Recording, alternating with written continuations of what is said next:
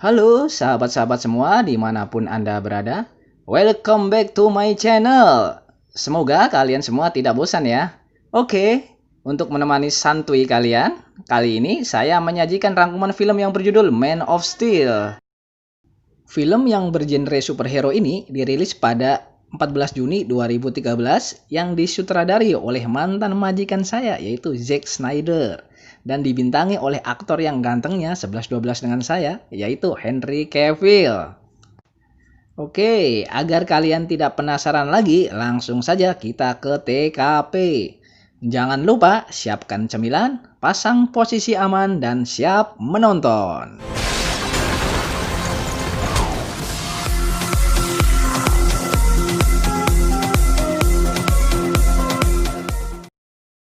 Cerita berawal di sebuah planet Krypton, di mana ada sebuah keluarga yang sedang menantikan buah hati mereka lahir.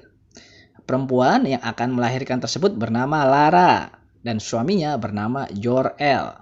Anak mereka pun lahir dengan selamat, dengan berjenis kelamin laki-laki. Di sebuah gedung dewan, Jor-El menjelaskan bahwa kondisi planet yang mereka tempati saat ini sudah rusak karena inti bumi yang rutin mereka panen dan hanya tinggal bertahan beberapa minggu saja. Jor-El menyarankan para dewan untuk mencari planet baru untuk ditinggali dan memberikannya kendali atas kodek. Tiba-tiba terdengar ledakan dari arah pintu masuk. Ternyata itu ulah sekelompok pemberontak yang dikomandoi oleh Jenderal Zod. Jenderal Zod menembak salah satu dewan dan kemudian membawa pergi Jor-El. Take him away.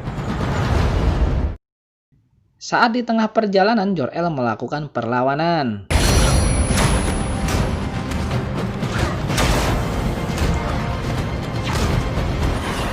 Saat Jor-El keluar, ia melihat peperangan. Beberapa saat kemudian muncul binatang piaraannya Jor-El. Dan tidak menunggu lama, Jor-El pun langsung menaikinya.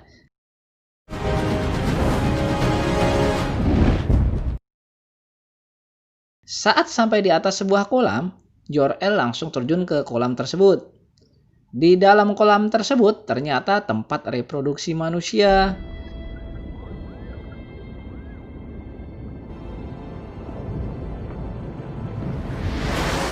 Akhirnya Jor-El sampai di tempat kodek disimpan. Kemudian ia langsung mengambil dan membawanya pergi. Saat Jor-El sampai ke permukaan, ia ditembaki oleh pasukannya Jenderal Zod. Jor-El langsung melompat dan diselamatkan oleh hewan piaraannya.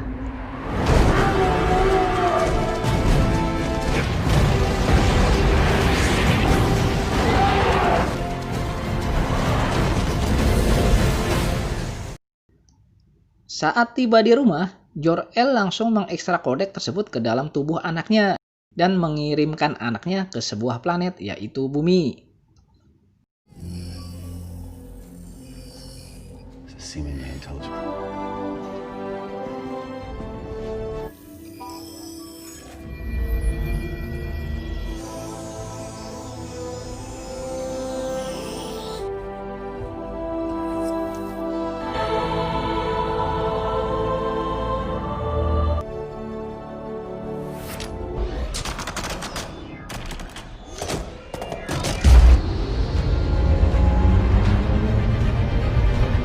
Saat hendak meluncurkan kapsul untuk mengirimkan anaknya ke bumi, tiba-tiba pesawat tempur Jenderal Zod menembaki pintu rumah Jor-El. Kemudian, Jenderal Zod dan beberapa anak buahnya masuk ke dalam rumah. Di sana, Jor-El sudah siap menyambut mereka. Tanpa basa-basi, Jor-El langsung menembaki Jenderal Zod beserta anak buahnya. Pertarungan pun terjadi.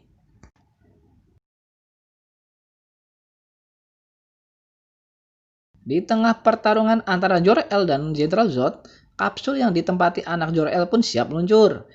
Melihat kejadian tersebut, Jenderal Zod tak terima dan langsung menikam Jor-El yang tengah lengah.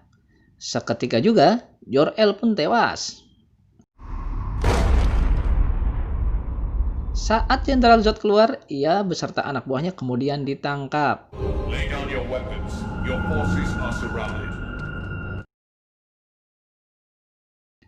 Jenderal Zod beserta anak buahnya dijatuhi hukuman 3.000 siklus kondisi pembekuan atas pemberontakannya.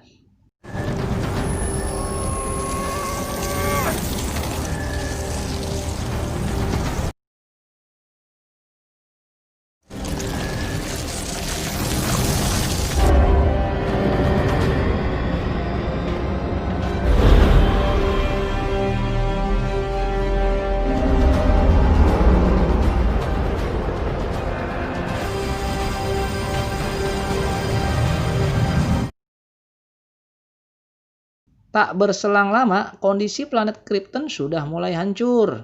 Lara, yang saat itu dalam kondisi pasrah dan putus asa, memilih untuk mati bersama dengan kehancuran planetnya.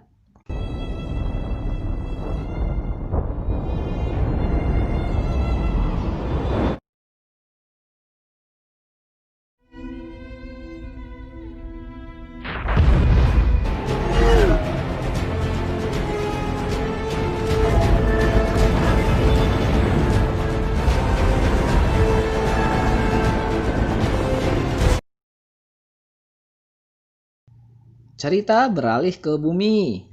Ada sebuah kapal penangkap ikan yang mendapatkan pesan dari sebuah pengeboran minyak yang tidak jauh dari mereka. Pengeboran minyak tersebut nampak terbakar. Mendengar berita tersebut, seorang pemuda yang bernama Clark, yang merupakan awak baru di kapal tersebut, tak tinggal diam. Dia langsung pergi untuk menyelamatkan orang-orang yang terjebak di pengeboran minyak tersebut. Orang-orang nampak keheranan ketika melihat tubuh Clark yang tak mempan terbakar api layaknya Gatot Kaca. Saat orang-orang sedang dievakuasi ke helikopter, tiba-tiba menara besi di pengeboran menara tersebut mulai roboh ke arah mereka. Melihat itu, Clark langsung menahan menara tersebut dengan seluruh tenaga dan kemampuannya, hingga besi pijakannya Clark sampai bengkok. Hingga akhirnya Clark terjatuh bersama menara tersebut. Di saat pingsan, Clark teringat momen di masa kecilnya saat sedang sekolah, di mana ia bisa melihat organ dalam pada setiap orang yang dilihatnya. Karena tak tahan dengan semua itu, akhirnya Clark kecil kabur dari ruang sekolah dan ngumpet di sebuah ruangan.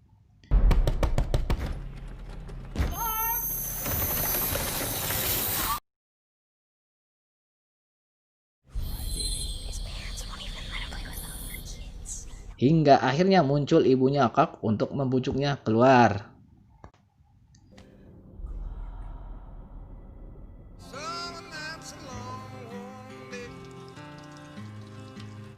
Saat Clark berhasil kembali ke daratan, ia diam-diam mengambil beberapa pakaian milik warga untuk dipakainya.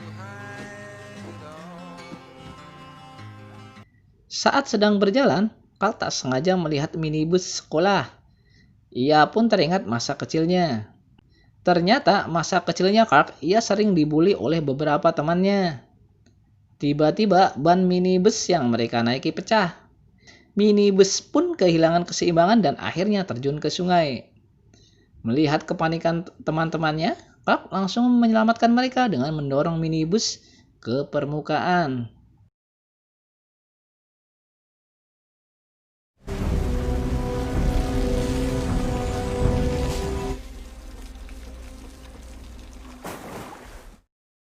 Nampak salah seorang teman Clark dan ibunya yang sedang membahas kejadian kecelakaan minibus. Ibunya Clark nampak menutup-nutupi kemampuan anaknya itu. Di sisi lain, ayahnya Clark pergi menghampiri Clark dan mencoba untuk menasehatinya. We talked about this. Leaves our notions of what it means to be human. Reacted, right? She was scared of Clark. Akhirnya, ayahnya Clark menceritakan fakta yang sebenarnya kepada Clark tentang asal-usulnya. Dia memperlihatkan kepada Clark sebuah kapsul luar angkasa yang membawa Clark ke bumi saat itu.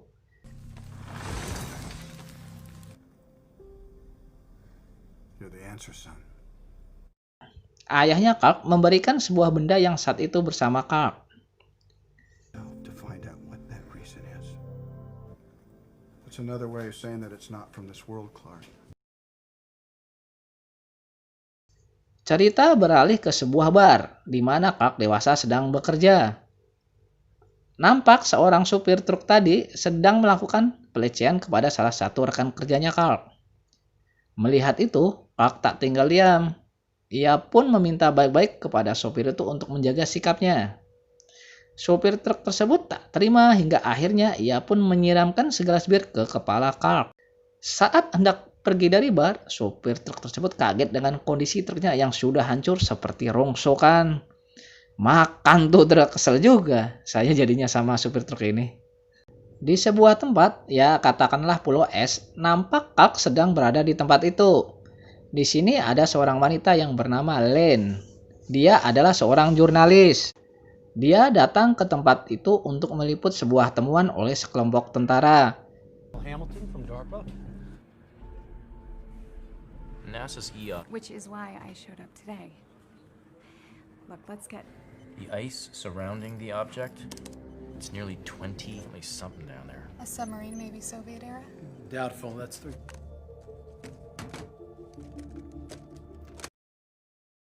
Saat Lane sedang mengambil gambar, tanpa sengaja Clark terlihat di hasil pengambilan gambar. Kemudian Lane mengikutinya.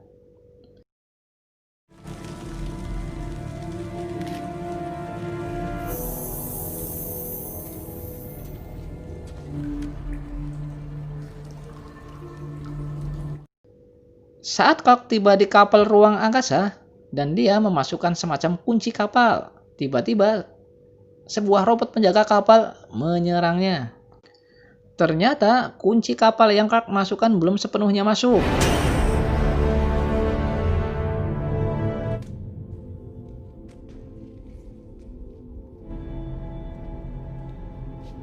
Hello? Di sisi lain, Lane juga tampak tiba di kapal tersebut.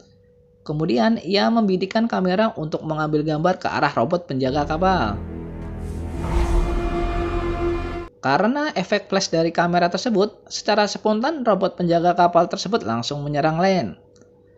Mendengar suara keributan, Clark langsung menghampirinya dan kemudian menangkap robot tersebut dan menghancurkannya.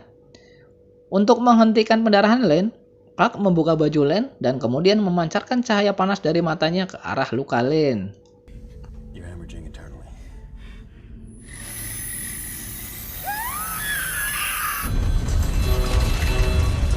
Tak berselang lama, Clark pun pergi membawa pesawat ruang angkasa tersebut. Di sisi lain, para tentara dari jarak jauh hanya bisa terdiam melihat pesawat ruang angkasa itu pergi. Keesokan harinya, Lane pun diselamatkan oleh sekelompok tentara tadi. Di sisi lain, di kapal ruang angkasa yang Clark bawa, tiba-tiba muncul Jor-El di hadapannya. To see you standing there having grown into an adult. Kemudian Jor-El memperkenalkan diri bahwa ia adalah ayahnya Clark, lebih tepatnya alam bawah sadarnya yang telah disimpan di sistem kapal tersebut. Kemudian Jor-El menjelaskan asal-usul Clark dan menjelaskan alasan kenapa Clark dikirim ke bumi. Your mother and I foresaw the coming calamity, attempted a coup, fulfill a predetermined role in our society. As a worker, the embodiment of that belief, Cal. Krypton's first natural birth in centuries. Birth now, as you are of Krypton. You can embody the best. Kemudian Jor-El yang merupakan ayah kandung Clark memberikan seragam kebangsaan yang kalau kita bilang seragam Superman superhero. Tapi guys, bukannya Superman itu yang sering pakai sarung ya? Setelah Clark mendapat seragam tersebut, ia pun langsung melakukan training sesuai arahan Jor-El. Earth's gravity is weaker, yet its atmosphere is more.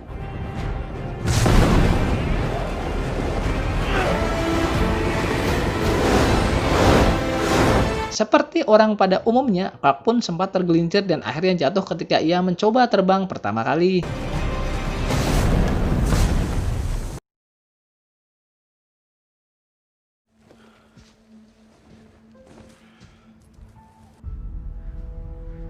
Ia pun mencoba terbang kembali dan akhirnya berhasil dan terbang hingga keluar angkasa.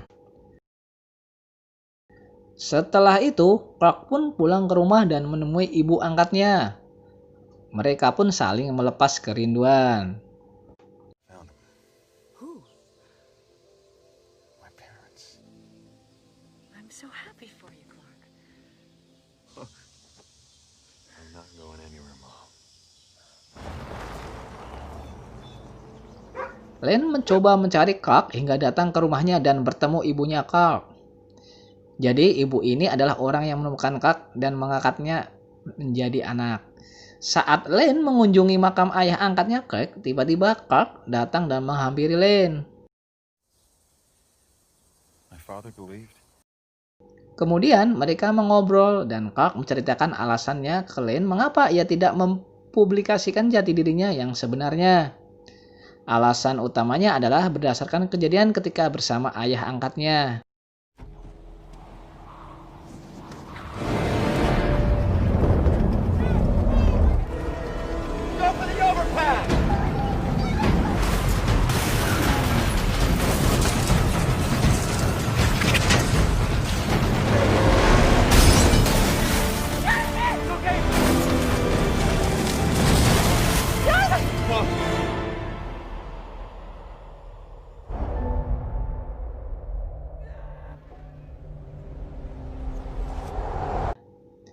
Kemudian, Len pun memahami alasan Clark tersebut. Seluruh warga dihebohkan dengan kemunculan sebuah UFO yang terbang di wilayah tersebut. Bahkan, UFO tersebut sampai tampil di pemberitaan pada televisi.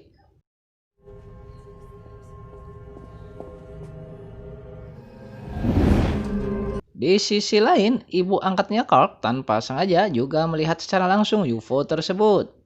Kemudian, ia langsung memanggil Clark. Tiba-tiba, lampu di seluruh wilayah padam.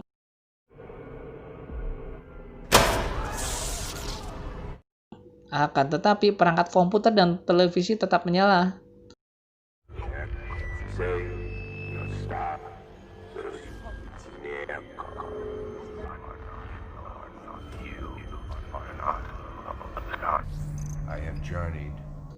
Ternyata itu adalah ulahnya si Jenderal Zod, guys. Jenderal Zod ini mengultimatum kepada seluruh penghuni bumi untuk menyerahkan Kal-El atau Kal-El menyerahkan diri dalam 24 jam. Kalau tidak dipenuhi, bumi akan menanggung akibatnya. Dan kemudian listrik pun kembali menyala.